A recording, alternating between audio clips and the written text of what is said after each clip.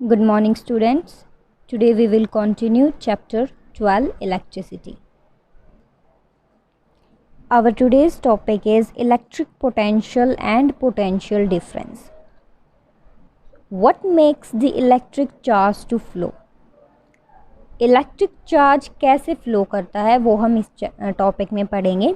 So reason for electric charge to flow is potential difference. Reference के लिए हम लेके चलते हैं फ्लो ऑफ वाटर. वाटर कैसे फ्लो करता है? जब प्रेशर डिफरेंस हो.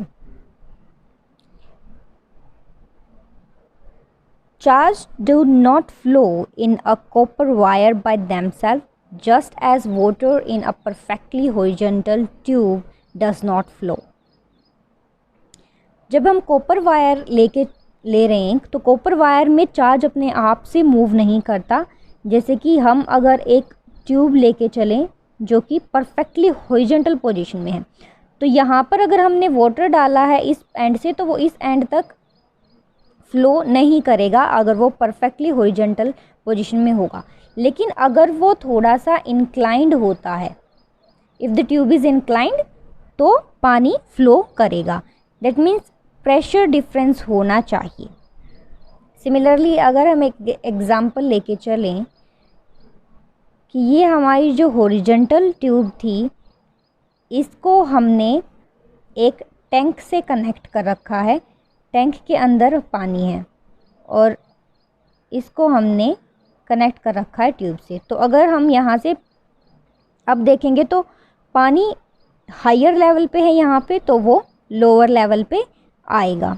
तो अब पानी फ्लो करेगा higher level to lower level, क्योंकि ये जो दो एंड थे अब इस ट्यूब के, इन पर प्रेशर डिफरेंस क्रिएट हो गया है. यहाँ पे हायर प्रेशर है, यहाँ पे लोअर प्रेशर है. So higher pressure to lower pressure पानी अब जाएगा. सिमिलर केस होता है इलेक्ट्रिकल अप्लायंसेस के अंदर. फॉर एग्जांपल कॉपर वायर के अंदर. यहाँ पर जब हम इलेक्ट्रिक सेल या कोई बैटरी कनेक्ट करते हैं तो पोटेंशियल डिफरेंस क्रिएट होता है. ऑफ कोर्स ग्रेविटी का तो कोई रोल नहीं होता वायर्स में. ग्रेविटी का रोल सिर्फ वाटर के फ्लो में ही था. इलेक्ट्रिसिटी के फ्लो में ग्रेविटी का कोई रोल नहीं होता. Electrons move only if there is a difference of electric pressure. Electric pressure में जब कोई डिफरेंस होगा तभी इलेक्ट्रॉन्स मूव करेंगे. और ये जो डिफरेंस है ऑफ इलेक्ट्रिक प्रेशर, इसको हम क्या कहते हैं? Potential difference. अब डिफरेंस कैसे क्रिएट होगा? एक बैटरी डिफरेंस क्रिएट कर सकती है या फिर cell. One or more electric cell or a battery can create the potential difference. Chemical action within a cell generates the potential difference across the terminals of the cell even when no current is drawn from it. Cell को हम इस तरह से represent करते हैं. एक positive terminal होता है, एक नेगेटिव टर्मिनल होता है. सो यूजुअली सेल हमारा कुछ इस तरह का दिखता है, a positive and a negative terminal. So इस सेल के अंदर जो केमिकल रिएक्शन हो रही है, उस रिएक्शन की वजह से डिफरेंस क्रिएट हो जाता है पोटेंशियल्स में दोनों एंड्स में. सेल के जो दो टर्मिनल्स हैं, a positive terminal and a negative terminal, इन दोनों ही टर्मिनल्स पे एक डिफरेंस, पोटेंशियल डिफरेंस क्रिएट होता है. That is electric pressure create होता है, जिसकी वजह से करंट फ्लो होता है. अब जब ये सेल कनेक्ट होता है हमारे इलेक्ट्रिक सर्किट से, तब क्या होगा? ये जो इलेक्ट्रिक प्रेशर जो क्रिएट हुआ है वो इलेक्ट्रॉन्स को पुश करेगा फॉरवर्ड की तरफ, ताकि वो सर्किट में मूव कर सके.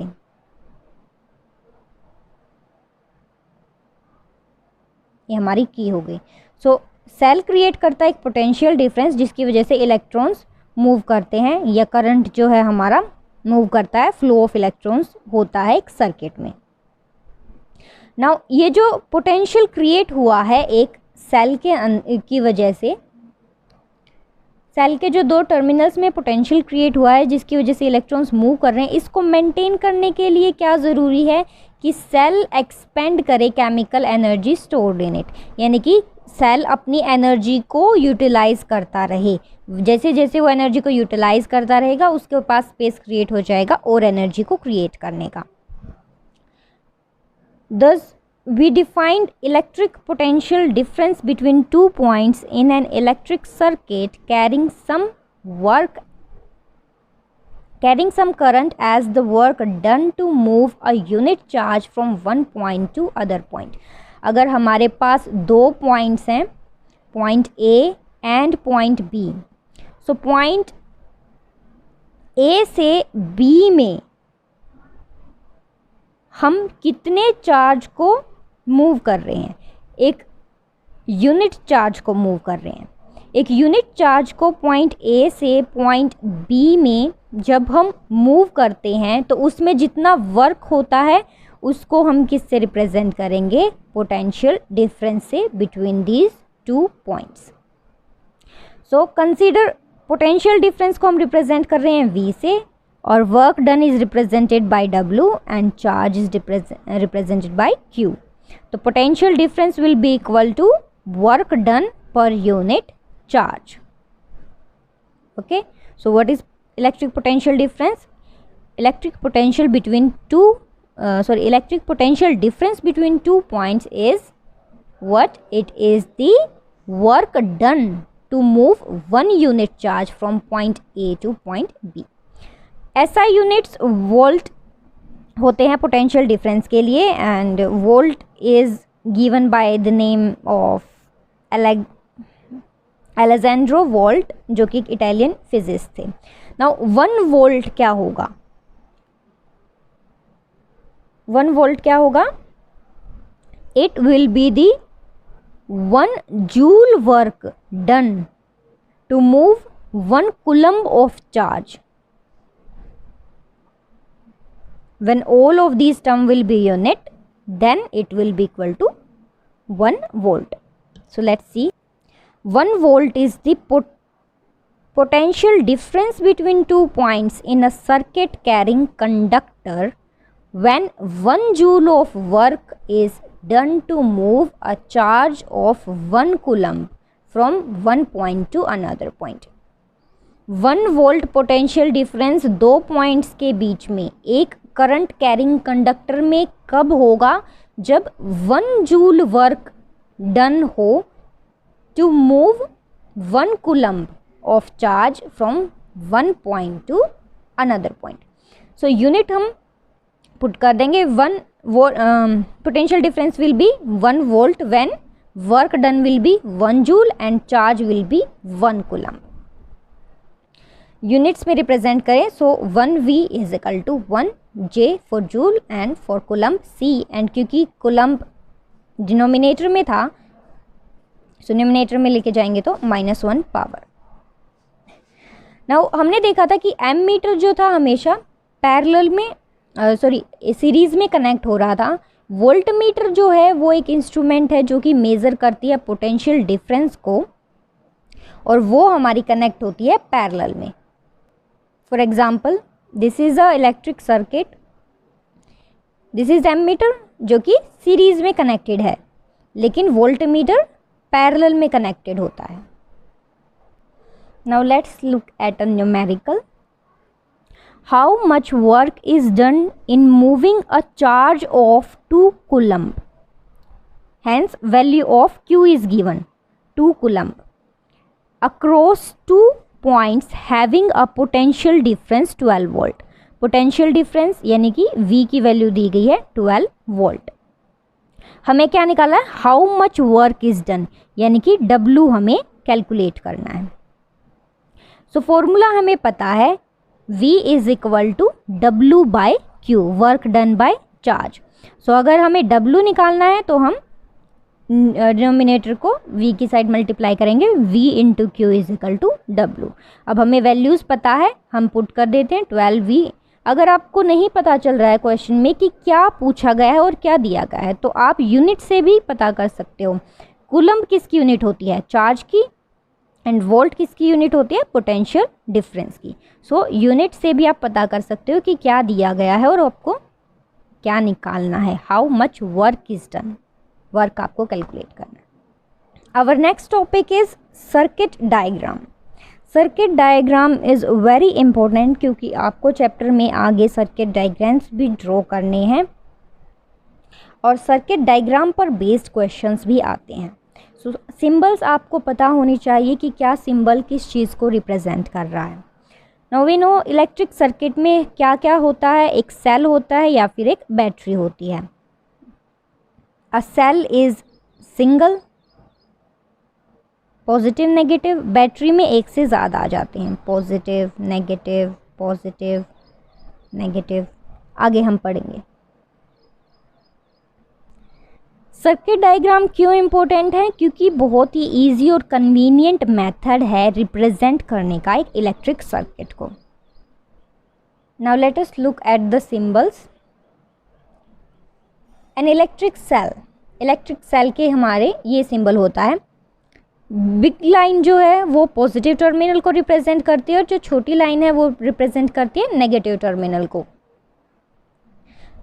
ओके, देन अ बैटरी और a combination of cell, battery या फिर कॉम्बिनेशन ऑफ सेल यानी कि एक से ज़्यादा सेल्स जब कनेक्टेड हैं तो हम उनको ऐसे रिप्रेजेंट करेंगे। ना हमेशा बिगनिंग हम पॉजिटिव से करेंगे और एंडिंग हम नेगेटिव टर्मिनल से करेंगे। पॉजिटिव टर्मिनल के बाद हमेशा नेगेटिव टर्मिनल आएगा, नेगेटिव के बाद हमेशा positive, negative, positive and ending हमेशा नेगेटिव से होगी, बिगनिंग पॉजिटिव से होगी। This is the cell, bigger line positive, small line negative. Plug या फिर स्विच को या प्लग को हम इस तरीके से रिप्रेजेंट करेंगे। अगर अंदर इसके डॉट नहीं है इसका मतलब सर्किट ओपन है यानी कि करंट फ्लो नहीं हो रहा, और अगर इसके अंदर डॉट है देन इसका मतलब सर्किट क्लोज्ड है या स्विच क्लोज्ड है और करंट फ्लो कर रहा है। Next is a wire joint. Wire joint हम इस तरीके से अपोजिट टी से रिप्रेजेंट करते हैं और ये जो डॉट है ये शो कर रहा है कि यहाँ पे जॉइंट है। जब वायर्स हमें जॉइन नहीं करनी होती बट क्रॉस करनी होती हैं, crossing wire without joining, then ऐसे एक हम्प सा, उठा हुआ सा हुक जैसा बनाते हैं। ये रिप्रेजेंट करता है कि वायर्स दो एक दूसरे को क्रॉस कर रही हैं लेकिन वो जॉइन नहीं कर रही। अगर वो जॉइन करती हैं तो ये से डॉट बन जाता है। देन इलेक्ट्रिक बल्ब को हम ऐसे एम की तरह रिप्रेजेंट करते हैं और दिस यूजुअली यही सिंबल यूज़ होता है क्योंकि ये काफ़ी इजी है as compare to the other one. Then we have a symbol for the resistance. Resistance के लिए ऐसे जिगजैग लाइंस ड्रॉ की जाती है। रेजिस्टेंस क्या होता है?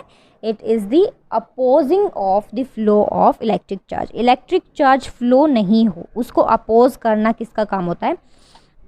रेजिस्टर का। So a resistor of resistance R resistance के रेजिस्टर को हम रिप्रेजेंट करेंगे इस तरीके से। देन अ वेरिएबल रेजिस्टेंस और रियोस्टेट को हम इस तरह से रिप्रेजेंट करते हैं। रियोस्टेट क्या करता है? ये रेजिस्टेंस को चेंज करता रहता है। देन एमीटर को हम ए से रिप्रेजेंट करते हैं, positive and negative terminals. Then voltmeter is V. Ammeter को सीरीज में कनेक्ट करेंगे, वोल्टमीटर को पैरेलल में।